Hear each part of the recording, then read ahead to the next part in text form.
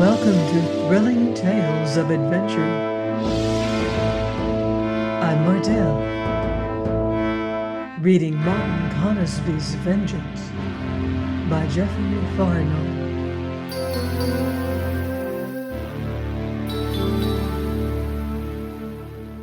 Chapter 5. Telleth, How All My Travail Came to Nought. That night, the moon being at the full, and I very wakeful, I lay harassed of 1,000 fretting thoughts, and each and every one of this woman Joanna.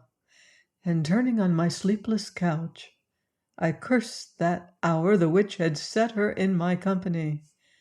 Yet even so I must needs bethink me of all the supple warmth of her, as she lay in my arms, of the velvety touch of her cheek that had by chance brushed my hand. Hereupon I would strive to turn my thoughts upon the labors of tomorrow, only to find myself recalling the sound of her voice, now deep and soft and infinite sweet, now harsh and shrill and hatefully shrewish, or her golden brown eyes, thick-lashed and marvelous quick in their changes, from sleepy languor to flaming malevolence. Thus lay I haunted of her memory, and all the sudden bewildering changes of her moods, until at last I started up, and coming to the entrance of my cave, saw her standing without, and the moon bright on her face. "Art wakeful too, Martino?" asked she softly. "'Tis the moon, belike, or the heat of the night." Here she came a slow pace nearer, and her eyes were sweet and languorous, and on her vivid mouth a smile infinite alluring.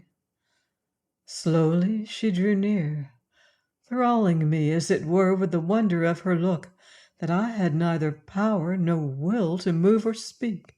Confident of herself and assured in her beauty, she reached out her hands to me. Her long lashes swept down, veiling her eyes. But even then I had seen their flash of triumph, and in that moment, bursting the spell that bound me, I turned from her. "Go, leave me," said I, finding my voice at last. "Here is no place for you."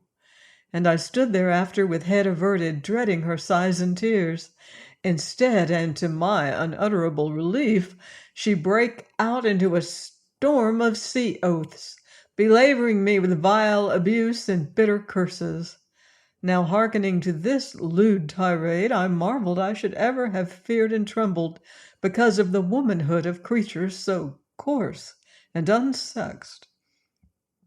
Thus she continued alternately mocking at and reviling me, until she must needs pause for lack of breath. Then I turned to look at her, and stood amazed to behold that passionate head bowed upon her hands. I weep," she sobbed. "I weep because I am woman, after all.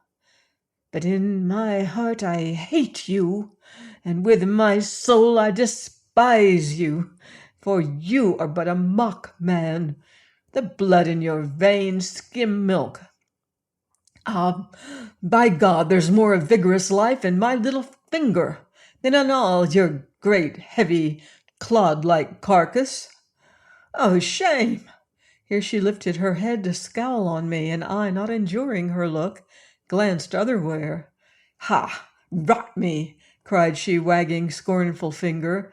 "Rot me, but you are afraid of me. Afraid, yes?" "True," said I, "so I will win free of you so soon as I may."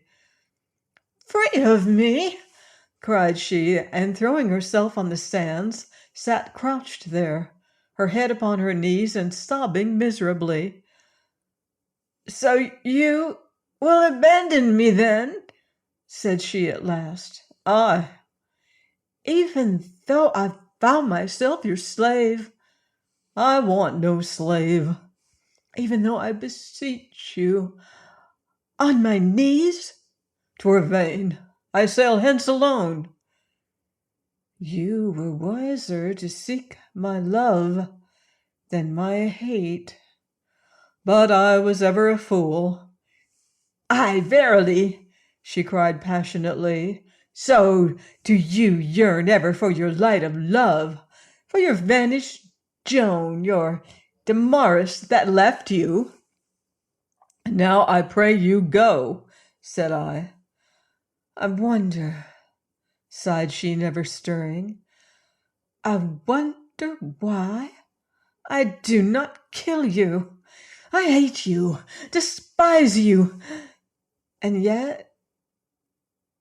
Slowly she got to her feet and moved away with dragging step, but paused anon and spake again with head a-droop. Living or dead, you shall not leave the island except I go with you. Then she went her way. Something in her attitude methought infinitely desolate. Left alone, I stood awhile in gloomy thought, but rousing presently, I betook me into my cave, and lying down fell at last to uneasy slumber. But waking suddenly, I started up on elbow, full of an indefinable fear, and glancing without the cave, I saw a strange thing. For sand and rock and bush-girt cliff had on an unfamiliar aspect, the which I was wholly unable to account for. Rocks and trees and flowering vines shone throbbing upon my vision with a palpitant glow that came and went, the like of which I had never seen before. Then all at once I was up and running along Skeleton Cove, filled with a dreadful apprehension, and coming out upon Deliverance Beach, stood quaking like one smitten with palsy.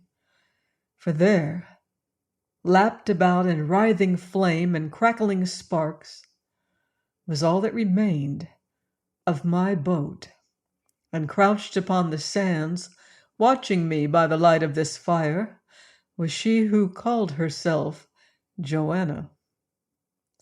And now, perceiving all the wanton cruelty of this thing, a cold and merciless rage took me, and staring on this woman as she stared on me, I began to creep towards her. I warned you, fool! I warned you! Cried she, never moving. 'Tis a brave fire I've made, and burns well, and now you shall kill me, and you will. But your boat is lost to you forever, and so is your Damaris. Now at the sound of this loved name, I stopped, and stood a great while staring at the fire.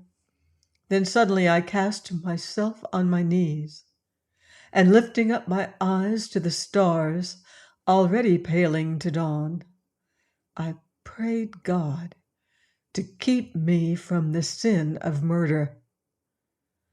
When at last I rose to my feet, Joanna was gone. The sun was high risen when I came again, slow and heavy-footed, to behold what the fire had left of my boat, a heap of ashes, a few fragments of charred timber, and this the sorry end of all my fond hopes, my vain schemes, my sweat and labor. And as I gazed, in place of my raging fury of last night was a hopeless despondency and a great bitterness against that perverse fate that seemed to mock my every endeavor. As I stood thus deject and bitterly cast down, I heard the step of this woman Joanna, and presently she cometh beside me. You will be hating me for this, hating me, yes? She questioned, and then finding me all regardless of her, she plucked me by the sleeve. Ah, and will you not speak to me?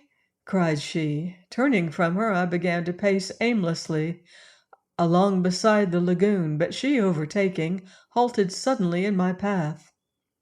Your boat would have leaked and swamped with you, Martino, said she, but heeding her no whit, I turned and plodded back again, and she ever beside me.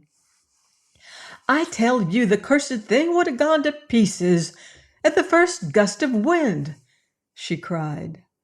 But I paced on, with neither word nor look, until finding me thus blind and deaf to her, she cursed me bitterly, and so left me alone. And I, following a haphazard course, presently found myself in a grove of palmetto trees, and sat me down in this pleasant shade, where I might behold the sea, that boundless, that impassable barrier. But in a while, espying the woman coming thitherwards, I rose and tramped on again, with no thought but to save myself from her companionship. All the morning then I rambled aimlessly, to and fro, keeping ever amid the woods and thickets, and staying my hunger with such fruit as I fell in with, as grapes and plantains, or sitting listlessly, my hands idle before me, I stared out across these empty, sun-smitten waters, until dazzled by their glare I would rise and wander on again, my mind ever and always troubled of a great perplexity, naming, how might I, having regard to the devilish nature of this woman, Joanna, keep myself from slaying her in some fit of madness, thereby staining my soul with her murder?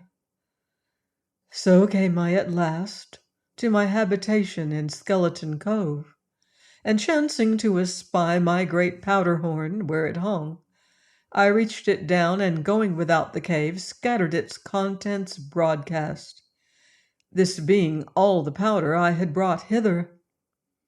It being now late noon and very hot, I cast myself down in the shade of a rock, and lying there I presently came to the following resolution: to shun the woman Joanna's company henceforth as well as I might, moreover, and let her haunt me how she would, to heed her neither by word or look, bearing all her scorns and revilings patiently, making no answer, and enduring all her tyranny to the uttermost. All of which fine conceits were but the most arrant folly, and quickly brought to nothing, as you shall hear. For even now, as I sat with these high-flown notions buzzing in my head, I started to her sudden call, "Martino! Martino!" Glancing up, I beheld her poised upon the rocks above me, and a noose of small cord in her hand. As I watched, she began to whirl this around her head, faster and faster, then uttering a shrill, strange cry, she let fly the noose, the which, leaping through the air, took me suddenly about the throat, and she, pulling on it, had me half strangled all in a moment. Then, as choking, I loosed this devilish noose from me, and or ever I could rise, she came running, and casting herself down beside me, clasped my feet, and laid her head upon them. "Martino," she cried, "oh, man, beat me an you will, trample on me, kill me, only heed me a little."